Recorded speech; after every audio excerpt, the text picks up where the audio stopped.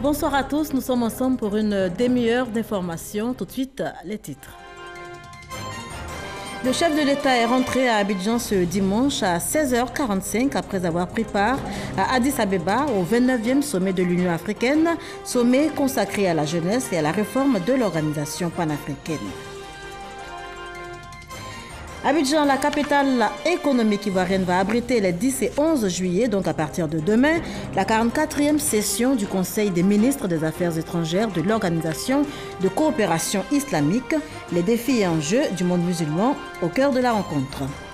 Elles sont de plus en plus nombreuses à exercer des métiers autrefois réservés aux hommes. Les Ivoiriennes ont décidé de se faire valoir dans tous les secteurs d'activité. Dans ce journal, nous irons à la découverte de femmes coiffeuses d'hommes. Mais avant et en image, le chef de l'État rentré à Abidjan cet après-midi à 16h45 après avoir pris part à Addis Abeba au 29e sommet de l'Union africaine, sommet consacré à la jeunesse et à la réforme de l'organisation panafricaine. Le président Alassane Ouattara, vous le voyez sur ces images, a été accueilli à sa descente d'avion par le vice-président Daniel Kablan-Duncan, le premier ministre Amadou Gon Coulibaly, des membres du gouvernement ainsi que la chefferie traditionnelle. Je vous le disais également en titre, Abidjan, la capitale économique ivoirienne, va abriter les 10 et 11 juillet, donc à partir de demain, la 44e session du Conseil des ministres des Affaires étrangères de l'Organisation de coopération islamique, les défis et enjeux du monde musulman au cœur de la rencontre. C'est ce que nous disent Davis Soyo et Adama Kone. Alors qu'elle savoure son élection au Conseil de sécurité de l'Organisation des Nations Unies, ONU, que la Côte d'Ivoire est encore honorée d'abriter le 44e Conseil des ministres des Affaires étrangères de l'Organisation de la coopération islamique, OCI. Ces propos d'un diplomate participant à la réunion de ce lundi 10 et mardi 11 juillet illustrent bien la confiance de la communauté internationale envers le pays. Le chef de l'État, Alassane Ouattara, rentré à Abidjan ce dimanche après-midi, présidera la cérémonie d'ouverture. Le nouveau président de la Banque islamique de développement, Banda Aja, est également attendu à cette rencontre qui marque d'ailleurs sa première sortie en Afrique subsaharienne. Au Sofitel Abidjan Hôtel Ivoire, les préparatifs sont à l'étape de finition. Rien n'est négligé.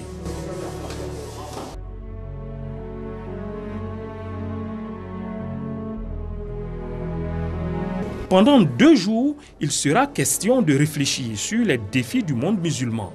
Les réalisations enregistrées entre 2 conférences feront l'objet d'échanges, tout comme l'examen des réalisations liées à la lutte contre le terrorisme et à l'extrémisme. Les questions d'ordre humanitaire et économique meubleront également ces 2 jours.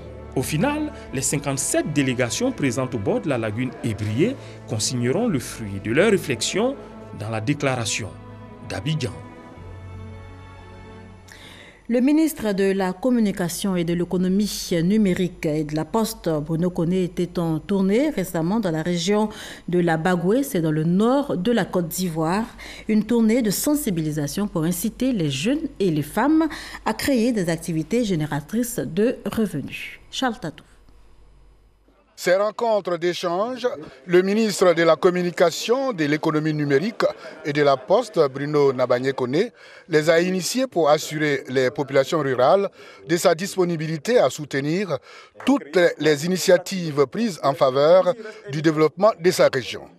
Avec les jeunes de Couteau, il a été question de l'unité des filles et fils, gage d'un développement harmonieux de la localité. Le ministre les a exhortés surtout à s'organiser en coopérative afin de bénéficier des projets gouvernementaux, non sans attirer leur attention sur les conséquences graves des activités de l'orpaillage clandestin. Nous avons également parlé de responsabilité des jeunes, de leurs responsabilités dans le domaine de la sécurité, de leurs responsabilités dans le domaine de l'orpaillage, qui est un réel fléau dans notre région.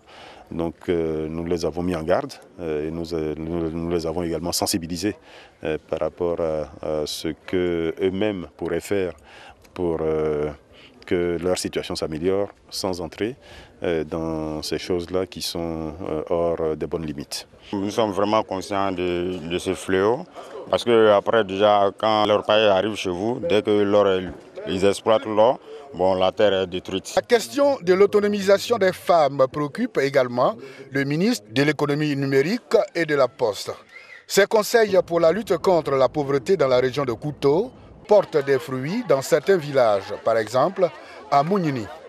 Les 5 tonnes de riz, elles ont vendu une partie et elles ont réservé une partie à l'alimentation des enfants qui restent dans la cantine. Les enfants qui par moment ne partaient pas à l'école parce qu'ils n'ont pas à manger, aujourd'hui vont à l'école rien que voilà, parce qu'ils ont quelque chose à manger à midi. Bruno Koné a rendu visite aux femmes de cette localité sur leurs nouvelles parcelles cultivables.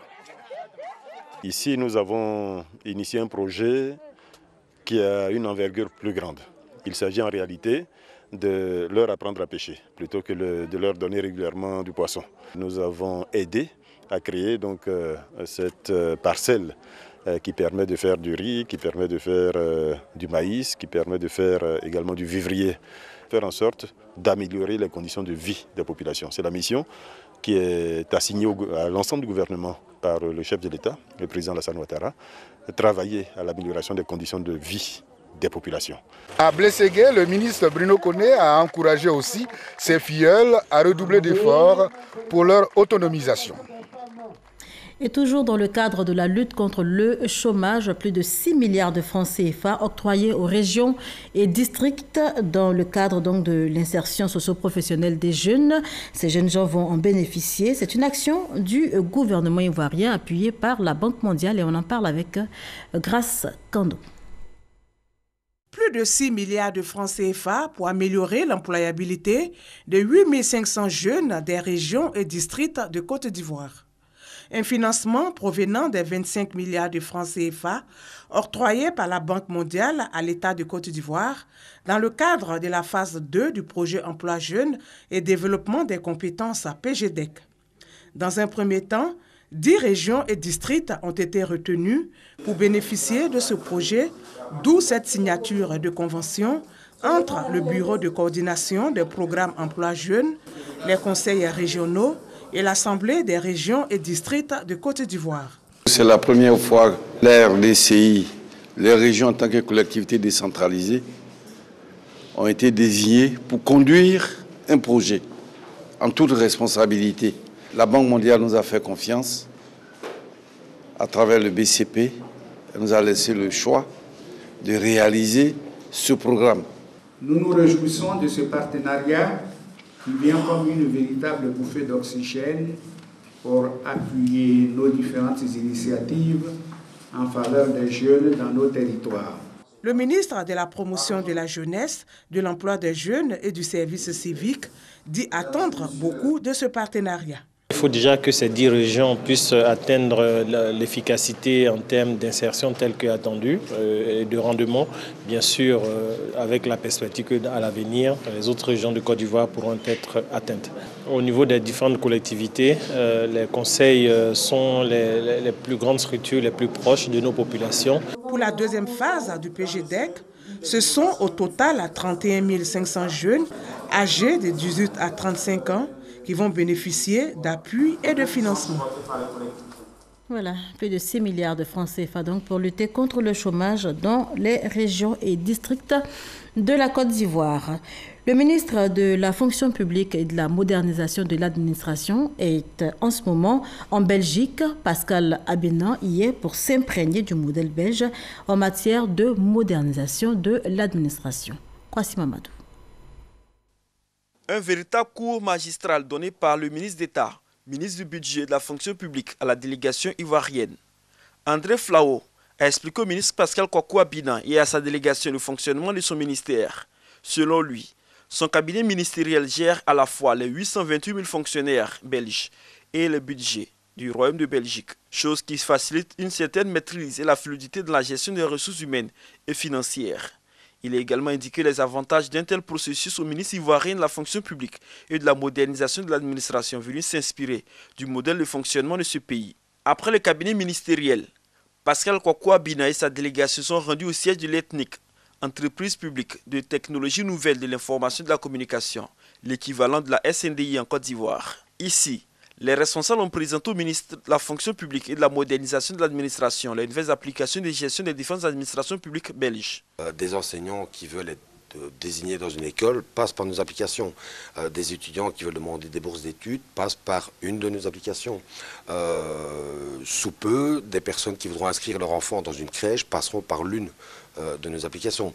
Mais nous ne travaillons pas en direct pour le citoyen, on fait des produits pour le citoyen, mais nous travaillons pour l'administration qui, elle, développe ses activités pour le citoyen. Des modèles qui pourraient être adaptés à la réalité ivoirienne pour rendre l'administration publique plus dynamique. Nous avons pour mission de moderniser l'administration ivoirienne, donc nous recherchons les bonnes pratiques, ceux qui ont les expériences déjà avérées dans ce domaine-là, parce que au niveau de la Côte d'Ivoire, chaque ministère technique développe son système d'information.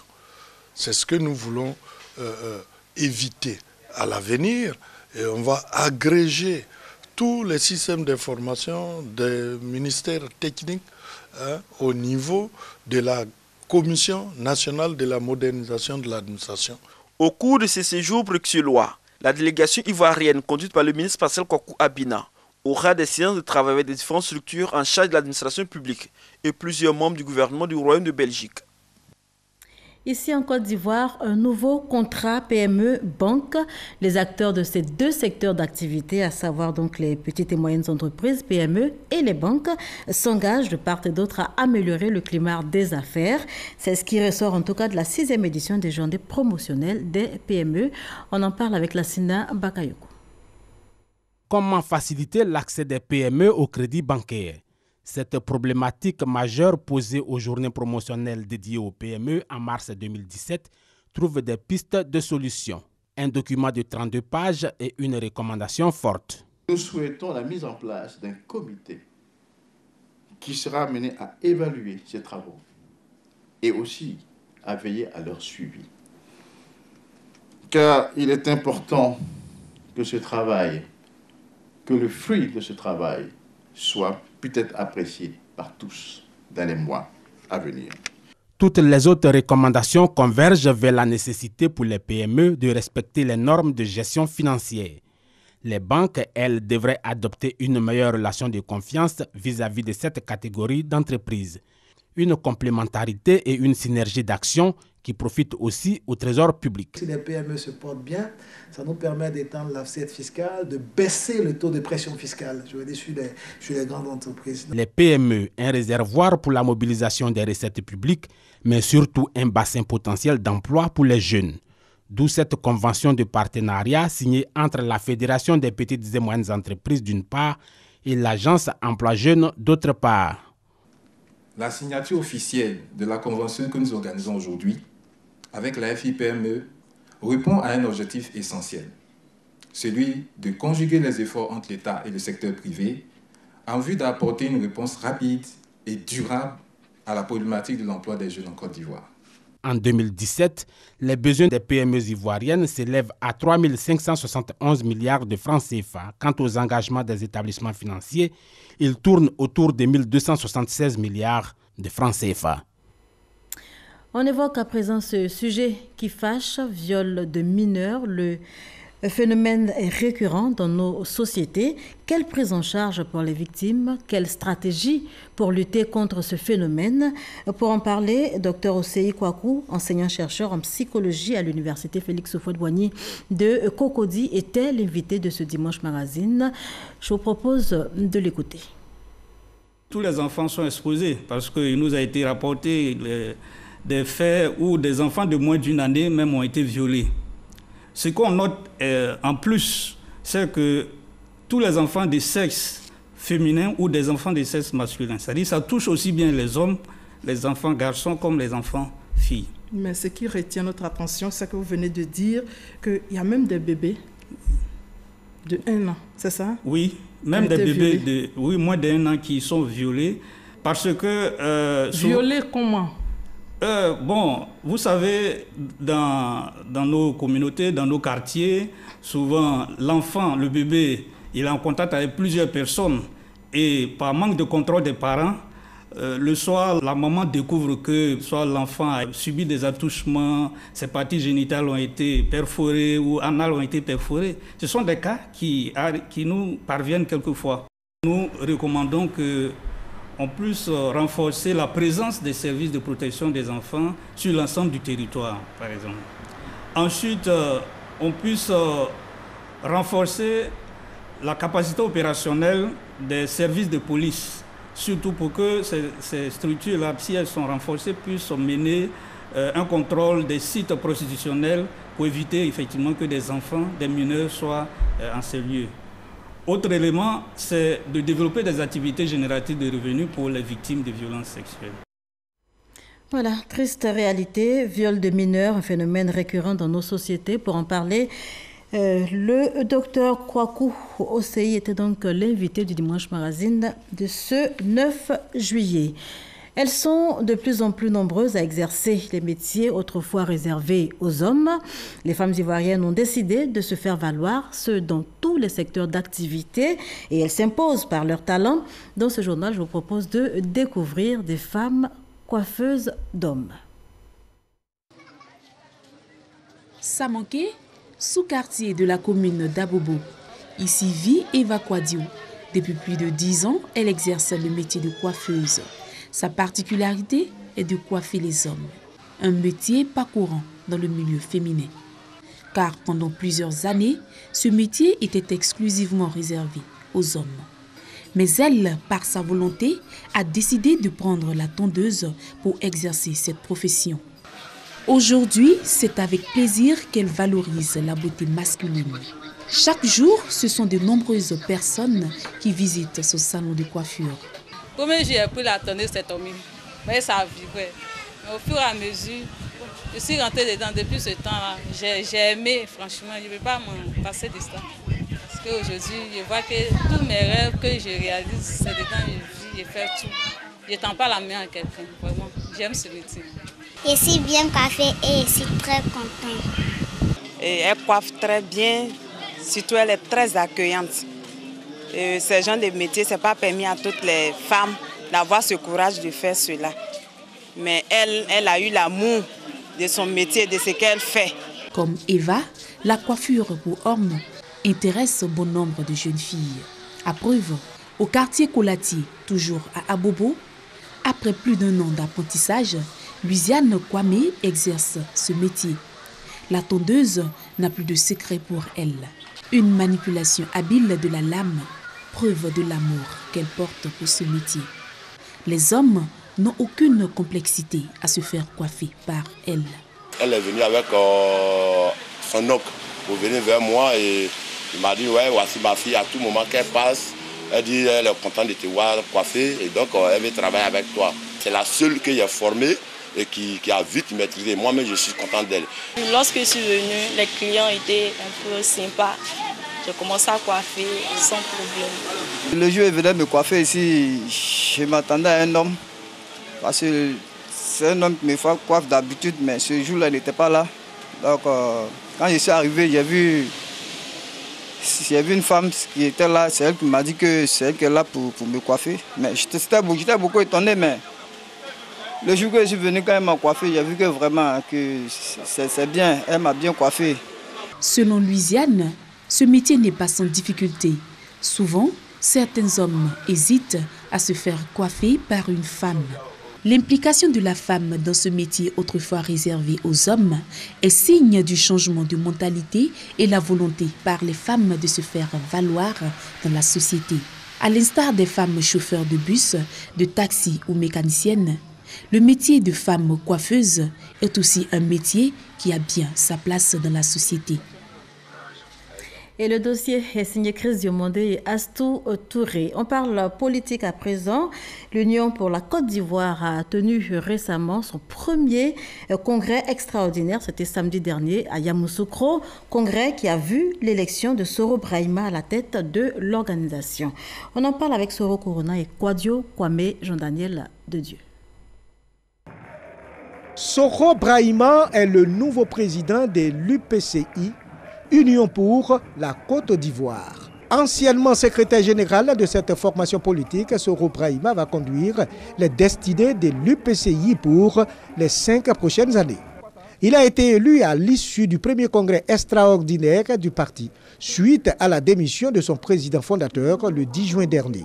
Sorti du rassemblement des oufouettistes pour la démocratie et la paix, l'UPCI a annoncé son retour dans la grande famille du RHDP. Nous allons reprendre notre place au sein de la famille RHDP, de laquelle nous avons été absents depuis quelques moments. Nous allons avoir un dialogue franc, un dialogue exigeant avec nos partenaires dans le cadre de ce groupement politique. Plus de 2000 délégués venus des 4 coins du pays ont pris part à ce premier grand rassemblement de leur parti.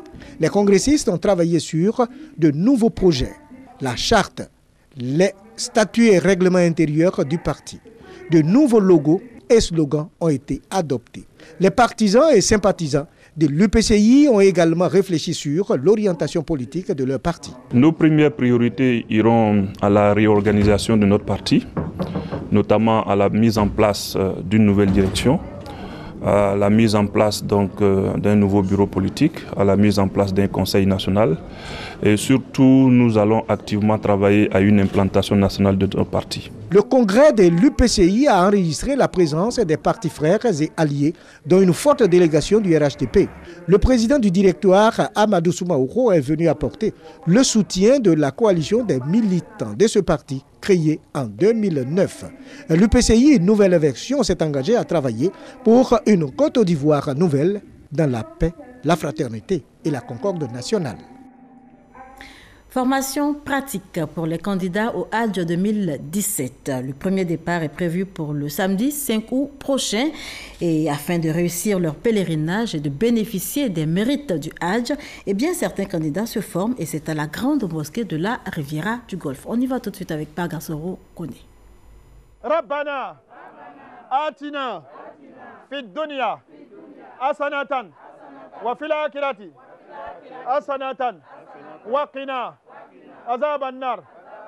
Ne vous méprenez pas. Nous ne sommes ni au Hadj, ni à Médine en Arabie Saoudite. Nous sommes dans la cour de la grande mosquée de la Riviera Golfe dans la commune de Cocody. Ces candidats au Hadj sont en pleine formation. Pour eux, il faut coûte que coûte réussir le pèlerinage en vue de bénéficier de ses mérites. Il y a l'imam Moussa qui est derrière. Pourquoi? Parce que par malheur, si le groupe se divise, ceux qui sont là, Moussa s'arrange à les récupérer pour pouvoir faire le tawaf pour ne pas qu'ils soient égarés à eux-mêmes. Leurs formateurs, expérimentés et habitués à aider les pèlerins à accomplir le 5e pilier de l'islam, entendent leur apprendre les différents rituels du pèlerinage. Je ferme. Un pèlerin mal formé, c'est un danger pour les autres pèlerins. Tu ne peux pas adorer Dieu sans le connaître. Et surtout concernant le Hajj. Donc voilà pourquoi c'est très très important la formation, surtout la formation pratique, parce que le Hajj ne s'explique pas, mais ça se vit. Pour les candidats, cette formation dispensée leur permettra d'accomplir avec sérénité et quiétude le pèlerinage. Il y a beaucoup de surprises qui nous attendent. Donc moi je pense que quand on se forme là, au moins on a une idée de ce qui nous attend là-bas. En venant se former, on apprend mieux comment faire le Hajj et on est sûr qu'on a un Hajj qui est vraiment agréé par Allah subhanahu wa ta'ala. Des candidats qui ont reçu la visite des responsables du commissariat du Hajj avec à leur tête l'imam Bachir Ouattara. Vous êtes un ambassadeur de la Côte d'Ivoire à l'extérieur. Donc voilà pourquoi nous venons, nous passons sur ces sites pour encourager les candidats qui ont déjà commencé et demander à ceux qui sont en train de cacher par tradition leur pèlerinage de sortir de leur cachette, de venir participer parce que la formation va continuer jusqu'au 16 juillet. Selon le premier responsable du commissariat du Hadj, les candidats auront droit à un diplôme à l'issue de la formation. Pendant que certains candidats sont en pleine formation, d'autres sont encore à la phase des visites médicales dans les différents centres de santé choisis pour la circonstance. C'est le cas pour ces fidèles musulmans venus pour leurs différents examens médicaux. Pendant ce temps, à la salle des réunions du commissariat du Hadj, les auditions des encadreurs des différentes commissions techniques sont organisées. Ces volontaires à l'encadrement des pèlerins sont soumis à des questions en arabe et en français des responsables du commissariat du Hadj et des responsables de la commission religieuse. Vous étiez combien dans votre groupe? Moi j'étais ici vol 6. C'était presque 45 personnes, je crois bien. Mada Bada Sai. Bada Sai, comment?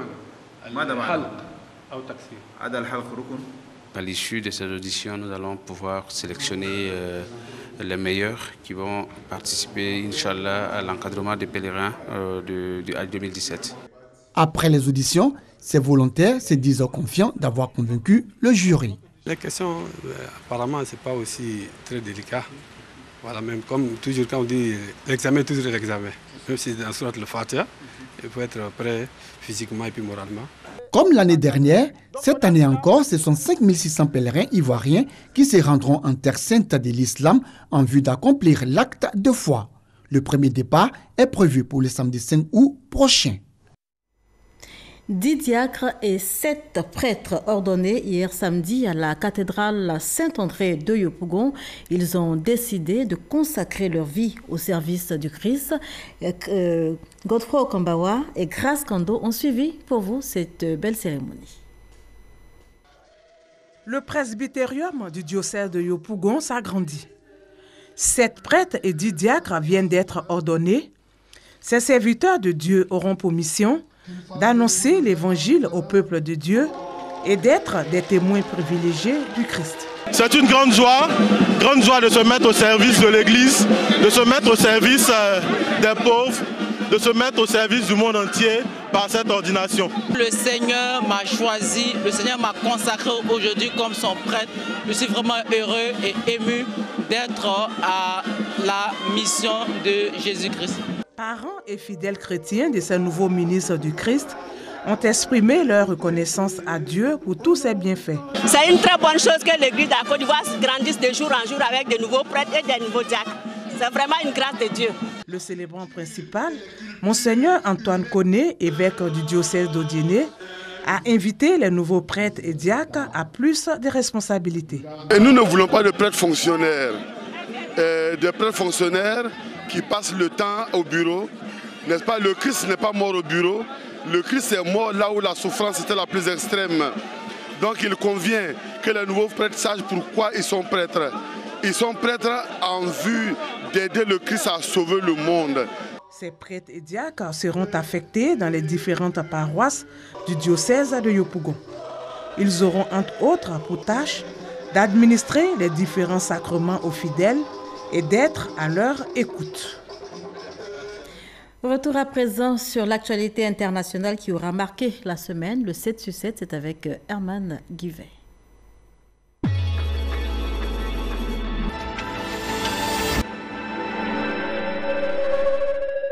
Agadez, dans le nord du Niger, plusieurs migrants affirment avoir été torturés en Algérie au cours de leur tentative de gagner l'Europe par la mer.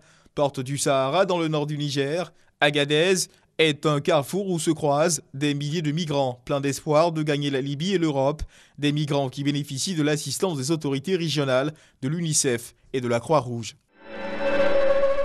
La Corée du Nord a procédé à un nouveau tir de missile. Il s'agirait d'un missile intercontinental qui aurait volé pendant 40 minutes, de quoi potentiellement atteindre l'Alaska. Une étape cruciale pour Kim Jong-un, qui veut pouvoir menacer les États-Unis. Le régime de Pyongyang, dirigé par Kim Jong-un, ne cesse de multiplier les provocations, ignorant les mises en garde des États-Unis et de la communauté internationale. La France a rendu hommage à Simone Veil, décédée le 30 juin dernier à l'âge de 89 ans. Elle fut longtemps l'une des personnalités les plus aimées des Français. L'hommage national a été marqué par une cérémonie aux Invalides à Paris. L'éloge funèbre de Simone Veil a été prononcé par Emmanuel Macron, le président français. Dans toute la France, les drapeaux européens ont été mis en berne sur les édifices publics, tandis que les drapeaux français ont été parés d'un crêpe noir. Le Conseil de sécurité des États-Unis s'est réuni à la suite du premier tir de missile balistique intercontinental opéré par la Corée du Nord. Washington a fait savoir par la voix de son ambassadrice aux Nations Unies, Nikki Haley, que l'une de ses options résidait dans la force militaire américaine. Washington pourrait notamment décider de rompre les relations commerciales avec tout pays faisant du commerce avec la Corée du Nord en violation des précédentes sanctions votées par l'ONU. Des heurts ont éclaté à Hambourg, en Allemagne, entre plusieurs milliers de manifestants anti-G20 et la police qui a fait usage de gaz lacrymogène et de canons à eau pour disperser la foule. La ville du nord de l'Allemagne se préparait pour accueillir 28 chefs d'État dans le cadre du G20.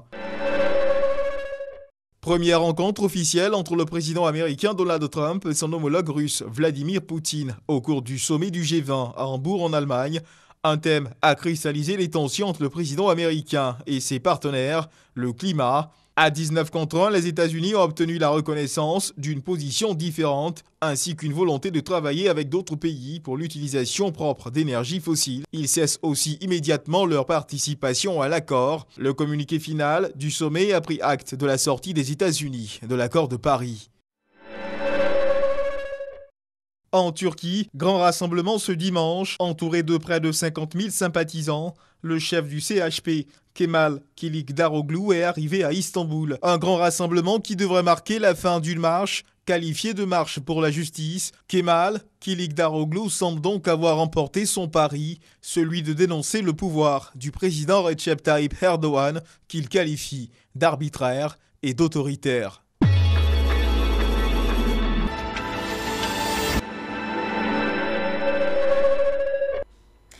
Plus que 12 jours pour le démarrage des 8e Jeux de la francophonie, la Côte d'Ivoire est fin prête pour accueillir ce grand rendez-vous international. La Côte d'Ivoire, terre d'hospitalité qui attend dans la ferveur 4000 participants et plus de 700 journalistes.